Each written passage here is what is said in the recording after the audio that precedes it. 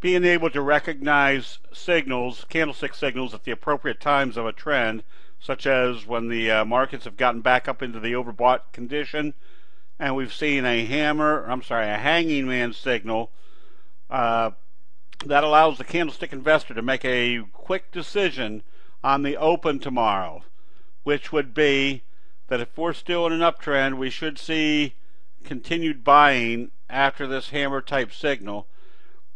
If this is a reversal, we've got a hanging man that if they opened it lower and started taking it down, once again makes the T-line the target.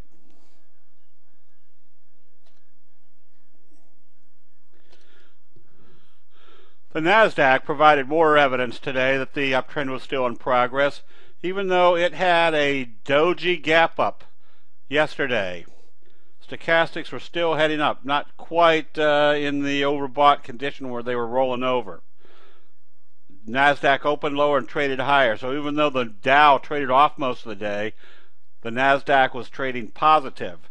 This is a good indication that nothing had changed as far as investor sentiment, that the uptrend was still probably in progress with some profit taking going on. The correlation of technical indicators along with candlestick signals make it where you can analyze fairly accurately whether a trend is over or not.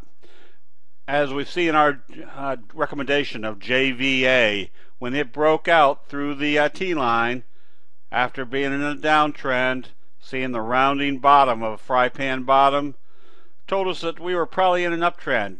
Our next target should be touching the 50-day moving average. However, yesterday we saw a day where they started to reverse it, but it did not close more than halfway down this candle, and it looked like it bounced off the 200-day moving average. Stochastics were not in the overbought area yet. They were still in an uptrend. This makes the analysis very simple the next day. It needs to open higher and trade higher to stay in it. Had they opened it lower and traded it down, that meant the T-line was our next target.